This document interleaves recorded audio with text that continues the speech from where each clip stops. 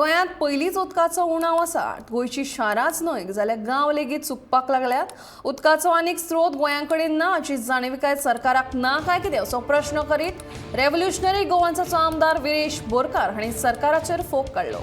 पणजे आझाद मैदानाचेर रेव्होल्युशनरी गोवन्सान आयोजीत केल्ले जाहीर सभेक गोंयांतले वेगवेगळ्या वाठारांतले लोक उपस्थित राविल्ले। ह्या वेळार आमची म्हादय आमकां जाय तशेंच हेर नारे दीत लोकांनी म्हादय वाचोवपाची गरज आपल्या हाजेरींतल्यान दाखोवन दिली। ह्या वेळार आरजीचे हेर वांगडी उपस्थित आशिल्ले। कर्नाटकांत म्हादयचें उदक घुंवडावपाक जायना अशी जाहीर मागणी ह्या वेळार लोकांनी केली।